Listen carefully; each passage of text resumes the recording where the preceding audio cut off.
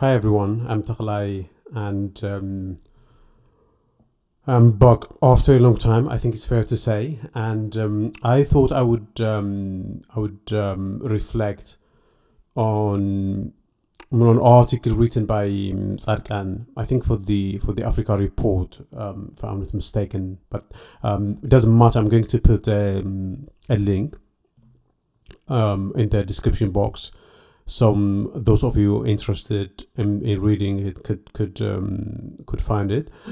Um, and I thought he makes some, what is the polite way of putting it would be, some interesting points that are worth reflecting upon. Also because Tsakan is a very important political figure in Ethiopia, and he's the sort of person who makes interventions when we think there is a major thing happening. So I think it's important that uh, uh, people in the international community pay serious attention to what he says, which is why I thought I would spread um, the word in a way. So the main point he makes in the article is that war between Ethiopia and Eritrea is inevitable. He says that the relationship between Abiy and Isaias has completely broken down following the agreement between the TPLF and the Ethiopian regime. As all of you will remember, the TPLF and the Ethiopian regime signed the agreement to stop the war on Tigray um, in 2022, but that was to the utter dismay of Isaias. Isaias didn't want Abiy to sign the agreement because Isaias and Abiy had agreed that they would destroy the TPLF, in their words, but I think everybody knew that it was Tigray that they had in mind. So when Abiy, because of various reasons, economic pressure locally, international pressure, also because the TDF, the Tigray Defense Forces, were putting in a proper fight.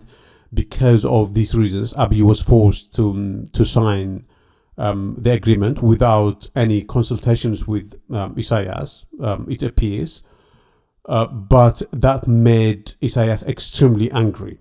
And he made it clear, Isaias, that he was angry with the fact that Abiy signed the agreement. He went on TV and said what he said in Tigrinya, "Takhwalifna," meaning we were interrupted from completely destroying Tigray. But anyway, that is by the by in a way. The reason I mentioned that is that is the reason why Abiy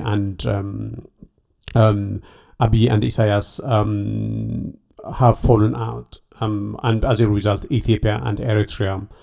Because the relationship between the two countries, insofar as we could say there was any relationship, was based on the bromance of Isaias and Abiy. And the moment that bromance was dead, the relationship between the two countries was dead as well. And Tsadkan's main argument is that because of that, now the two countries stand on the brink of war. And he makes the point, I think correctly, that when that happens, when war between the two countries breaks out, the whole of Africa is going to be drawn in, because there are many countries in the whole of Africa that have very strong interests in Ethiopia. I think mainly Egypt, one has to say, because Egypt wants to stop Ethiopia from completing the Grand Renaissance Dam. So if a war between Ethiopia and Eritrea were to break out, clearly Egypt will have an interest in taking sides, and we will express that interest by supporting by supporting Eritrea and various various rebels within Ethiopia and Somalia and Sudan as well for their own respective reasons that we need not go into now. So that is the main sort of the thrust of the piece, that war between Ethiopia and Eritrea is inevitable, and that it is going to change because of the reason that I mentioned. It's going to change the Horn of Africa in fundamental ways. It's going to rearrange the Horn of Africa in fundamental ways. And in one sense, Tsadkan is making a plea to the international community to intervene now and to stop the war, which he otherwise says is inevitable. So I don't quite know what that means. If you say something is inevitable, then it's inevitable. But anyway, he calls upon the international community to do its best to intervene, lest the thing that I just mentioned unfold in the Horn of Africa. And then he zeroes in on Tigray and on Eritrea. First, on Eritrea. On Eritrea, he makes some interesting points. The first point he makes is that Eritrea has always been a predatory state. It has always sought to exploit its neighbors by, whether it's by instigating conflicts and wars, or by trying to exploit their material, whether through deals or through other nefarious mechanisms. He said that Isaias has always harbored this sort of grandiose ambition of making Eritrea the Israel of the Horn of Africa militarily, and the Singapore of the Horn of Africa economically, and that he wants us to achieve this sort of delusional ambition by exploiting its neighbors. And one of the national projects that Isaias has is to create a distinct sense of identity among Eritreans. And this is important because Eritreans and Tigrayans have always been the same people. They speak the same language, they have the same culture, religion, and a lot of other things. And the understanding among the Eritrean political elite is that it is important to create a distinct identity so that Eritrea could appear as a distinct country. And so the mere existence of Tigray is a constant threat to Eritrea, to the very notion of Eritrean nationality, which, according to many observers, and I think there is a huge element of truth in this analysis, which is why Isaias colluded with Abiy to invade Tigray, and why Eritrean troops acted with wanton brutality against Tigrayans. According to many reports, Eritrean troops tried to eliminate as many people as possible, especially the younger generation of Tigrayans. And part of that ambition was because they grew up with indoctrination that the mere existence of Tigray is a threat, and that if there is an opportunity to completely annihilate Tigray, it is an opportunity that they should take with both hands, and they seem to have done that during the war. So that is the first point Tsadkan makes in terms of Eritrea. But he makes another I would say disingenuous point. He says that the hardcore elements within the TPLF they are trying to align themselves with Isaias even though they know that Isaias had this ambition to destroy Tigray. Despite that, Tsadkan said that they are aligning with him to, and hear me out on this, to first topple Abiy Ahmed. So the TPLF wants to ally with Isaias to topple Abiy Ahmed, and then take state power in Ethiopia, in Addis Ababa, and use that state power to destroy or to topple Isaias himself.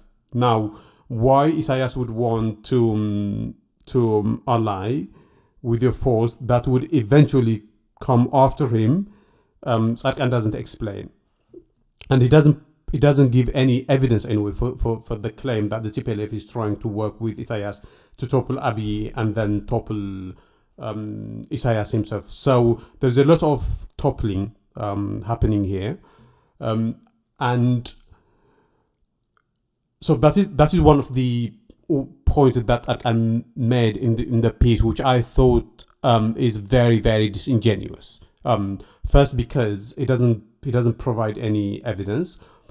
Second, because it's very convenient for him. Because, as most of you will have noticed, the interim administration in Tigray is trying to ally itself with Ethiopia, with Abiy, and the article that Tsadkan has written seems to be in line with that, in line with the ambition of the interim administration in Tigray to align with Abiy and distance itself from the TPLF, because there's local factionalism in Tigray. So it seems to be something that Tsadkan is trying to do to appease Abiy and to distance himself and the interim administration from the hardcore elements from the TPLF. No, I say that because also there's another reason, because Tsadkan also says, Tsadkan goes not out of his way, I think correctly, highlighted the crimes that Eritrean troops committed in Tigray during the genocide from 2020 to 2022 until they signed the agreement. But he conveniently underplays the crimes that Ethiopian troops committed in Tigray. And he doesn't mention the very important fact that Isaias and his troops came to Tigray at the invitation of Abiy Ahmed, at the invitation of the Ethiopian regime. But Tsadkan doesn't mention these very, very relevant points. And you would expect any high-ranking Tigrayan official to not omit these very important details, because otherwise it would amount to the erasure of history, actually. To the denial of the genocide committed by Ethiopia on Tigray. But he conveniently doesn't say those things, and he doesn't provide any evidence that the TPLF is indeed...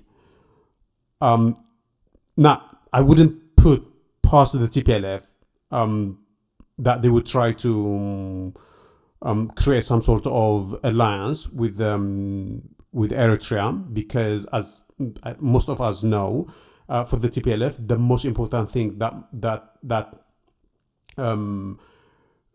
the most important thing for them is not the survival of Tigray or the rehabilitation of Tigray, but their own survival. And if that means working together with the devil, they would do that. So we know that, and in that sense, I wouldn't be surprised if indeed the TPLF is trying to create some sort of a war pact with Isaias. But at any rate, Tsadkan doesn't provide any evidence, and it does seem the reason he's making that point doesn't seem to be because that is indeed happening, but because Tsadkan wants the international community to think that that is happening, so that he could get the upper hand in the feuding inside Tigray. So that is my reflection.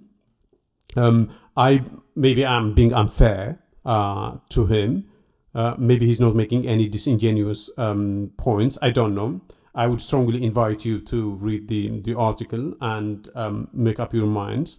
And I would really be happy to read what you think, and you could let me know by writing your views on the in the comment section here on YouTube. But that was that, and thank you for the listen. Of course, if you like what we do, always invite you to subscribe to the channel, to share it among your friends, and do whatever you think would help the channel. But that was that, and thank you again for the listen. Bye bye.